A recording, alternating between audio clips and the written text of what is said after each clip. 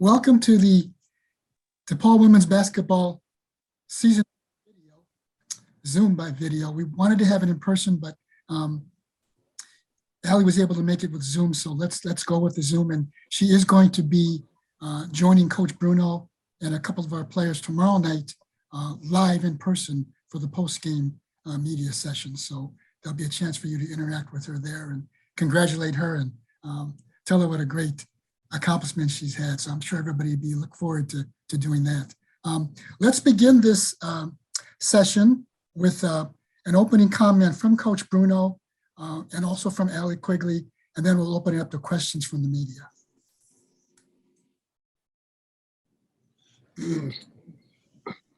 Thanks, Bob, and thanks everybody for being here. And thanks to Allie. You know, it's just been a joy to have been blessed to coach Allie Quigley from 2004. She came out of Chicago, Joliet Catholic High School, in one of the most heralded recruiting classes in the history of Chicago basketball. The 2004 class had Candace Parker, had Allie, had many other really talented players. And then, you know, she played for us at DePaul University, was one of the best and most distinguished players we've ever had at DePaul University. And yeah, everybody knows Allie scores the ball, but people don't understand what a great teammate she is, how unselfish she is. And if you really study her closely with the sky, yes, she wants the ball in her hands. She's fearless of the big moment, and she'll take the big shot, but she's also a great passer and helps her teammates be better. So it's been a joy I'm blessing and a joy to coach Allie here at DePaul. And then it's been a joy to watch Allie fight through the adversity she fought through to make the league. And I'm a believer as an educator that you should encourage athletes to want to play professional sports. And then some educators say, well, the odds are against you. Why would you ever do that? The odds are so against you, you should prepare yourself for life after basketball. There would be no Major League Baseball players. There would be no Major League Football players. There would be no Major League Women's Basketball players if they didn't go for it and have the guts to go for it. And Allie went for it. And then she got knocked to the floor and got up, and she got knocked to the floor and got up, got knocked to the floor and got up. And I always anecdotally tell the story. I'll tell it one more time. It's probably boring to some of you, but in 2013, before she was picked up for good in August or in July, she was working at camp. She was at camp coaching kids, the same little girls that are looking up to her right now. And she was a camp coach. And she was just as dedicated to coach them kids and help them get better as she was to being a great player herself. And in June, we took every camp kid to a Sky game. We took our whole camp to Sky games. In June, Allie was sitting at a Sky game, maybe 5 rows from the floor, tethered to 10 little campers. That means tethered. They go to the bathroom, she goes to the bathroom, all 10 of them together. They go get a hot dog, then she goes and gets a hot dog. And then we break camp in July so the coaches can go out and recruit. She gets called in July. In August, we bring the whole camp back to a Sky game, and there's Allie playing on the floor. And from that moment on, I think she's stuck. But a very special person. This is about Allie, not about Bruno, but I couldn't not just say all those things. You're the best, Coach.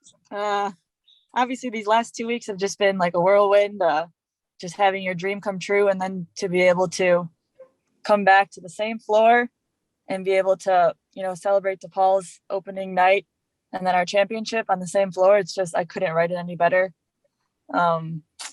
Just amazing. And then just to be able to look back over the last 9 years with Chicago and just to be able to think that Doug was at almost every single game sitting courtside. He's been at Allstate, he's been at UIC, he's been at Wintrust, and just to have him there since the beginning, since obviously high school. I can remember him coming to my volleyball games, just, you know, trying to support me and, you know, let me know that the place 1 hour away is where I belonged. And, you know, I've just felt so lucky to be able to play my college basketball with him so close to home. And then obviously being in Chicago with the Sky and be able to, you know, just fulfill my dreams there. I'm just so lucky, and just to have Coach there, you know, every step of the way. You know, he talks about 2013, but even before that, the four or five different times I got cut, I just remember he would always call me and just tell me to keep shooting. Even after I just was, you know, 0 for 6, 0 for 7 in a game, he would just tell me to keep shooting. And he always believed in me. And he was talking about his camps, you know, and I feel like those are the times I would get better in the summer. I'd go there and play those noon balls and play against, Lene Williams, Kim Williams, all the old great DePaul legends. And, I just wanted to be as good as them. They were so good. And, even going to those games, the DePaul camp games in the Chicago Sky, just thinking, I want to be out there. Like, I love this camp, but I want to be out there. So it was just, inspirational. And it's just a dream, like I said, to be able to, come for Allie Quigley night tomorrow and support DePaul, but also do it on the same court that we just won a championship, 20 days ago. It's just unbelievable. And thank you guys just for having this night for me. And it's going to be special for sure. Thanks, Allie. I also want to point out to the media, we also have with us Lexi Held, one of the women's basketball players, all Big East guard. And I'm sure Doug tells Lexi all the time, keep shooting, just like he told Allie. I'm not sure about that. Annie, go ahead and lead us off with the first question. Wow, the pressure. This first question is actually for Lexi, if you don't mind. I wonder, and maybe it's a little awkward because she's on the call, but can you talk about how Allie Quigley has inspired DePaul basketball, just her history playing there and how she continues to inspire the program, even though she's obviously, a longtime vet in the league now? Yeah, for sure. She definitely has paved the way. She's talked about a lot, not only because they won this year, but also because, she is kind of a legend to DePaul. And so it is pretty inspiring to see that, someone just like me is able to play at the next level if you put the work in. So it's pretty cool to be able to kind of witness it, firsthand. So yeah, it's pretty special. And then Allie, obviously your career in the league is a well-known story to us all, but how did DePaul prepare you to handle the adversity that you faced early in your career? How did Doug prepare you to overcome that adversity and then obviously land with the Sky in a place where you were meant to be? If you're close to the program, we constantly say a quote, make adversity your best friend. And just little quotes and sayings like that we talk about every single day in our locker room there. We have the 10 we wills that we recite. I remember reciting that every other day. So just to have those, positive sayings just be told to you every single day. And, just to be preached nonstop about the details, whether it's sitting in the front row of class or, communication, saying the person's name that you pass to, just working hard. Like we wouldn't finish a practice until every single thing on the sheet was done. So it was like hard work was just something that was instilled in me, with Doug, and just the attention to detail and, picking yourself back up. It was tough. It was, we're all, the best players coming into college, and when you get there, you're not the best anymore. So, he was huge with, keeping us positive and letting the work speak for itself. If you work, you're going to get to where you need to go. And I think just like I said, his positive sayings that we had to do and just like those quotes are, always stick in my head with me, even now as a professional athlete. So I think those were huge for me. Awesome. Thank you. Thanks. James K. from the Tribune. Hey, Allie, thanks for your time. Speaking of Annie Costable, the one and only Annie Costable, she reported earlier today, or earlier in the year, I should say, that the Sky switched locker rooms to be where you were back in, your former locker room. How inspiring is that for you to, again, just you see the photos of all the great DePaul players, and you get to see that every time before going out on the court. How inspiring was that to you this season? It was biggest home court advantage for me, for sure, to be able to walk down that hall and just blue and red everywhere. There's not as much blue and red on the other side where we were before. Just to have, all that blue and red and, see obviously my picture and then all the other, legends from DePaul that have been drafted, and just to be able to be in that locker room and just be constantly reminded that you're at home. It just was amazing. I don't think anyone has that experience. So I know how blessed and lucky I am to be able to have that. It's just unbelievable. Sometimes I still can't believe it, but it's super lucky. So one last thing for me, when you talked about, again, the struggles early on in your WNBA career to, you were cut by 4 teams. Can you just talk a little bit about the conversations you and Coach Bruno had a little bit more in depth about how you were able to keep going even through those struggles? Yeah, I can remember almost every other day in training camp my first season with Seattle, and him just calling me every other day asking me how it was, and just to stay positive, like you belong, you're good enough, even though you get to this new place where you're just uncomfortable, you're 10 years younger than some players, and you just don't feel good enough. So I just feel like in those beginning years when I just never felt good enough, he always just reminded me that you belong, like it's going to happen, like just keep being you, like keep shooting. And just to constantly feel that and, have someone in your corner like that, it meant a lot to me. Yeah, so thank you. Yep. Larry Snyder from Channel 7.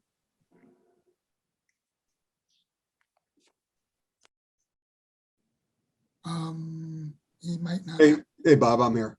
Okay. Have you got a question for Allie? Yeah, sure. Allie, it is so rare to have not only one local athlete win a title in your hometown, but you guys had two. And it just doesn't, especially here in the Midwest where it just doesn't seem to happen. Just speak to that a little bit. Yeah, I mean, it's crazy just thinking back to, how Candace and I's careers have kind of like intercepted over the years, whether it's fifth grade, the first time we played against each other in AU basketball, and me first, realizing who this Candace Parker was. She was unbelievable then. Obviously, she took all of Chicago by storm, probably ever since she was 12, 13 years old. Obviously playing against each other, Tennessee DePaul days, and being All-Americans together. And I think it was New Orleans, we played on the same team together. And then being in Fenerbahce, Turkey, Istanbul, we played on the same team together. And now finally at home in Chicago. It's unbelievable, just her story, being able to come back home and just us being able to do it together. I can't write it better. And I'm just so happy that she came home. We needed her. I think, she needed us as well. So it was just, the perfect story for her to come home, and especially having, two Chicago girls win locally. It's a pretty awesome story. Thanks, Allie. Lawrence Kramer from the DePaulia. Hey, Allie, thanks for doing this. Could you just talk about what these last couple of weeks have been like for you personally in your life after winning the championship? Yeah, it was a crazy first week after. I feel like we kept texting our group with each other, just kind of like, wow, we really did this. Like we were still kind of in shock just because, our year kind of went not as planned. At the beginning of the year, we all thought like we're winning a championship. Like we have the roster, and then having such an up and down year, your confidence wavers a little bit. So I think just to be able to have that run we did, it was something that we always thought we could do. And it was within us, since day one. So I think it was just still, we were kind of in shock that first week. And then unfortunately I had to get on a plane to Russia, and I went over there and played for a week or so because they really needed me for a couple of games. So I just got back a few days ago. So it was nice just to be able to be over there and just, have my other WNBA teammates congratulate me, and just kind of, feel all the love from Chicago, not only from, players around the league, but just the city, just to see them show out. The CTA bus, or the CTA train, we're going to go check that out tomorrow, just to, see the Sky logo all over it, and to have all the DePaul love obviously be shown. It's been just amazing. It's awesome. Thanks, Allie. John Robleski from Global Traveler. Hi, Ellie. Congratulations and thank you for your time. Could you Thank talk you. a little bit about, you mentioned it just recently, but could you talk a little bit about what kind of emotions it feels to see Chicago come out big time for the Sky and see the Sky logo everywhere? Yeah, it's so cool since we saw some of the skyscrapers have, WNBA champ Sky on it right after. And like I said, the CTA train, and to have that parade and just have so many people show out. It was just so cool. We had James, who had won in Minnesota, Candace in LA, and, even they said they didn't have a parade like that. And, they've never been a part of something like that. So just to be from such a, historic Chicago sports town, watching the Bulls parades back in the day, and, obviously the Cubs a few years ago, just to be able to add to that. I think it just puts you in the history books, and, makes you feel, elite and special to be a part of, all of those legends. Thank you. No problem. Krista Ruck from CBS TV. Hi, my question is for Doug. Doug, where have you seen, obviously known Allie forever, where have you seen the greatest growth from her over the years? Well, A couple things. I mean, just pure basketball. First of all, Allie's character was there from the moment she was. I mean, she just got great character, and that exists from her folks and her parents and her upbringing, and she brought great character to our program. Always unselfish, always a great teammate, always ultra competitive, always hardworking, always seeing the bigger picture, whether it be school or service. Those character traits were always there. From a pure, all right, now let's just talk physical. If I heard once, I heard 1,000 times, boy, Allie Quigley's going to really be good when she puts some meat on her bones, okay? Certain bodied people are going to be slender people, and certain bodied people are going to be bigger people. So, I knew that Allie, I think, got really, really improved her fitness after DePaul. And Allie can comment on that, but, she understood, she came to understand what it means to be a pro and really, really be fit and take care of your body every single minute of every single day. That's the growth that I've watched through the years. And I think, I said to Allie, I think she's playing her best basketball right now because, she's the work she did without the ball this year, and whether she had a game where she scored 26 like she did in the final game, or 12 or 6, the other team had to chase her. They had to spend time keeping her from turning a game around. She turned the final game around by hitting 3 threes in 90 seconds, and 14 goes 5, just like that. And so they have to chase her, and her movement without the ball. She's always moved without the ball, but a little less search off the dribble. Let Sloot be the searcher off the dribble. A little bit more movement without the ball, and I really do think she's playing her best basketball right now. Always shared the ball a lot better than people think. She always, for a person that wants to shoot it, because that's what's in her DNA, she's still a very, very great passer and made some great passing plays down the stretch here too. You can comment on she used to eat a certain fast food every single day when she was at DePaul. All right. And then once she became a pro, she gave up on that fast food company. You comment on that, Allie. We all know I used to love my McDonald's, but I still have it here and there, just not every day. Thanks, Allie. Thanks, Coach. Joe Liberatore from WGN. Have you got a question for Allie or Coach or Lexi?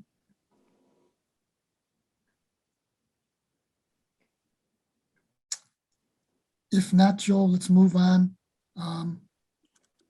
Shelley Wilson from SRW Sports. Thank you so much. Big congrats. It's to Allie. I've had the privilege of watching you from your days as a Hilltopper. Meanwhile, I was over in New Lenox as a Providence Celtic. And it was a Quigley family. It was a Quigley thing. So I'm a little bit older than you, so I'm going to date myself. But I've had the privilege of just watching you as a Hilltopper into a Lady Blue Demon and then to a WNBA champion. I must say, I've seen many Chicago sports stories for girls, but yours is truly an inspiration to girls across all the board. And I like to say in sport, timing, we say that in sport, timing is everything, and it's definitely your time. So what can we expect, a sneak peek into what's next for you, Allie?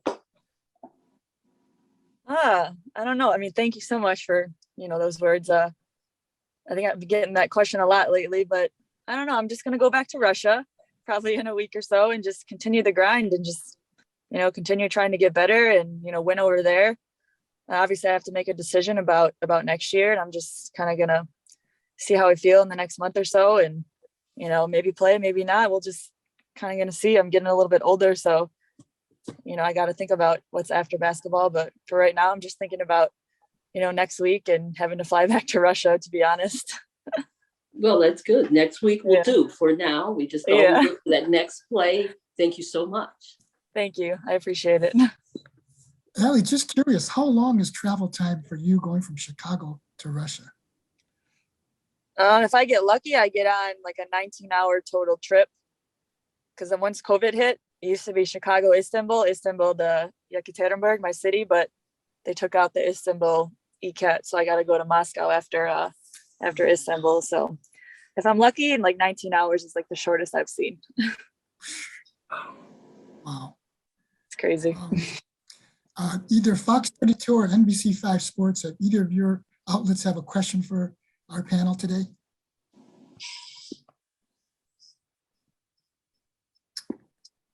People have no idea what these women put into this sport of women's basketball. I mean, Allie's talking about a 19-hour flight, and the number of women that play in the WNBA that go over and play in Europe and have to play in Europe. It's just an unbelievable. I mean, they're just giving so much of themselves, and people don't really realize it unless you do this. Yeah, it's a sport, and yes, you're playing, but it's Allie referenced and used the word grind, so it's just unbelievable what they do. Annie Constable or James K., do either of you have a follow-up question for Allie? Yeah, I actually had a follow-up for Doug, and Allie, if you want to comment on this too, just given the fact that you're a local athlete, but Chicago is so known as a basketball city, and the Bulls have long since had a foothold on that claim of greatness, great basketball that's been produced here in Chicago. And then obviously from a high school standpoint too, Chicago has earned this reputation as a great basketball city. So obviously this being the first championship is significant in the WNBA laying claim to that basketball foothold. But Doug, the growth of women's basketball in Chicago as a whole, like what does this moment mean to the WNBA and women's basketball as a whole, taking hold of some of that basketball greatness that's been produced here in Chicago? The championship was awesome, and a championship is a championship, and that was just awesome. And at the same time, as the Sky was leading up and building their crescendo, their playoff crescendo to the championship, to see them received as an equal of the Bears, the Blackhawks, the Bulls, the Sox, the Cubs. And it wasn't, our girls basketball team, our women's basketball team. It was the Sky. And everybody knew what the Sky meant. And it was just, that was a thrill for me. And then sitting in that stadium, and both the last couple of games when it was filled, and just, knowing that this is what you've dreamed. That's what I've dreamed my whole life, is to be able to fill a Chicago stadium for women's sports. It's not like it has to be, oh, do we want it to be DePaul? Absolutely, we want it to be DePaul. But for it to be women's sports filled, to the rafters, screaming, hollering. When Allie nailed that last three and the opposing coach has to call timeout. I mean, just to hear that and feel that and see that was just, it's just unbelievable. And it's just something that we want to feed off, build off. And we've been a very good program here at DePaul for a lot of years. And there's a lot of women's programs here in Chicago that have been good, strong, successful programs. And I just would like to hope that the enthusiasm for the Sky gets to become a carryover for winter women's basketball, because in the wintertime, we really do play some competitive, great ball at a lot of places here in Chicago. And again, I'm not trying to be political here. Let's just say it out loud. At DePaul, at Northwestern, at Loyola, at UIC, at Chicago, you can see great women's basketball here in Chicago in the wintertime. And I just like to hope that the concept of the Sky, all right, it just helps everybody. I'm sure it will. Mm-hmm. Lexi, does this championship change anything for the DePaul program? Obviously, like Doug said, this program has a long history of greatness, but for you all as players, seeing the Sky win this championship, has it inspired you in any immediate way as you approach this season? Yeah, definitely. I think the biggest thing is kind of like Bruno said, is seeing how it really just lit up Wintrust, and knowing like that's where we play, that's our home court as well. I think that was the biggest kind of exciting thing, is that hopefully we can get some of that energy to transfer over to Wintrust for when we play. Thank you. James K. Coach, you talked about how Allie, again, is so active off the ball. I mean, honestly, like what she does, not just to free herself up, but as a screener as well. We saw that multiple times throughout the playoffs, how effective she is there. How much film do you show of Allie to your team? Just again, being someone that can play on and off the ball. Not enough yet. It's coming. They just don't really realize it. And, when I said she's searching less, Allie can still get her own. I mean, that's what makes a good player a great player is they help their teammates be better. But in the NBA, every player can get their own. In the WNBA, not every bad player can get their own. And Allie is one that can still go get her own. At the end of a shot clock, she can go get a tough shot. So I didn't mean to sound like, when I said she's searching off the dribble less, I don't mean to say she can't go get her own anytime she needs to, but her work off the ball really, was really impressive to me this year. So it just really, the opponent was really focused. Lexi's sitting here, and Lexi and I have conversations about this. I mean, I don't want Lexi to be confused, but Lexi's got some Allie in her, and she's got some Sloot in her. So I mean, Lexi's a great passer, and she's a great facilitator, and she's also a great scorer. So it's kind of interesting for a player like Lexi sitting here to have to decipher, hey, what's right now she's got to play in the moment. We need Lexi to be both a scorer and a facilitator at the net, where Sloot got to be a facilitator in high school or college, and Ellie got to be a scorer in college. Lexi here has got to be a little bit of a hybrid in college.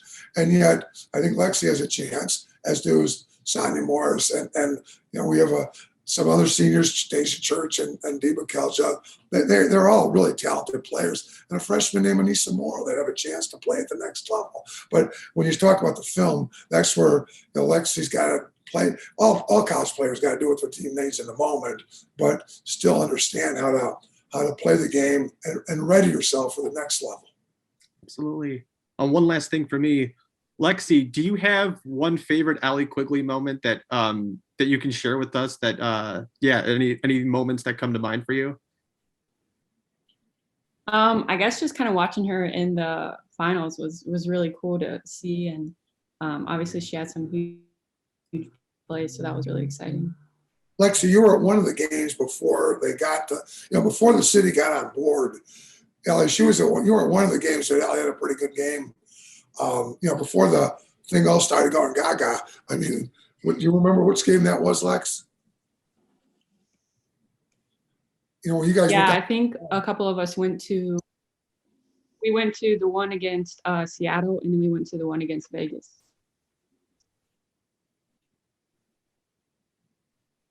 Very good. Thanks, Lexi. Right? Yeah. Good, Coach. Go ahead, Coach. No, that's okay. Lawrence Kramer, do you have a follow-up question for anybody on our panel? Yeah, just for Lexi, kind of tomorrow as you guys enter the season, what do you kind of think the emotions and everything will be for you guys? Obviously with Allie getting honored, but also the start of a new year. How do you guys kind of just control your guys' emotions tomorrow night? Yeah, I think everybody's really excited just to kind of be back on the first game is always exciting. We put a lot of work into our preseason. So we're excited about that. We are excited to have fans again. Obviously, it's going to be even more special having Allie there. So I think it's just going to be a night that everyone's really kind of pumped for. Lawrence, one thing you do when you have a special night is you always call the other coach and make sure the other coach is in the loop about what's going on. And I don't know that everybody's tracking on it, but Cynthia Cooper is the coach of Texas Southern. And Cynthia Cooper is a 4-time WNBA champ, and she was so magnanimous. She and I coached together USA Basketball, the 19 and under World Championship team. Cynthia was my assistant, and Coop was just say, Doug, this is about Allie. This isn't about me. And she just wanted everything to be about Allie tomorrow. And at the same time, I just think it's going to be pretty cool to have Coop in the building here as we honor Allie. That's terrific. John or Shelley, do either of you have a follow-up question for our panel? I'm good, sir. Shelley? No follow-up question, but for Lexi, I would like to share a memory that I last left, that I, as they said, picking up where we left off. It was March 9th of 2020, and the DePaul Lady Blue Demons had secured that tournament, spot, and then the lights went out. I hope you take that energy, picking up where we left off, to start your season. Good luck. Thank you. All righty. I believe if we have no other follow-up questions, we can go ahead and wish Allie terrific luck and success the rest of her career, and tomorrow night when she is honored by DePaul for everything she's accomplished and everything she's given back to the school. Just an amazing, amazing young lady, amazing human being. And Allie, I, like Shelley mentioned, I covered high school sports for a long time, so I know Joliet Catholic very well, know the football program, did so much stuff with them.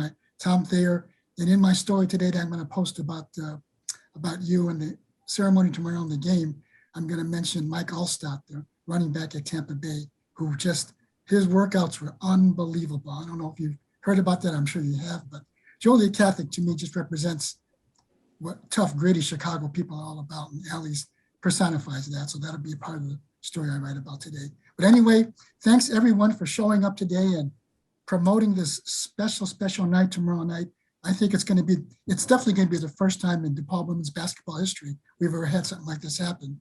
And I don't believe we've ever had even a men's player ever win an NBA title. So it's a very special night. I must correct you, Bob. Latasha Byers won 2 with the Los Angeles Sparks, and she led the team and led the league in field goal percentage. So I just want to make sure that tough old Tasha here, that we don't forget about Latasha Byers. Thank you, Doug. It wasn't a Chicago championship.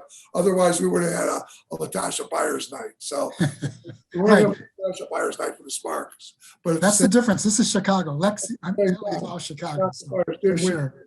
Out there in LA. All righty. Well, looking forward to seeing everybody tomorrow night.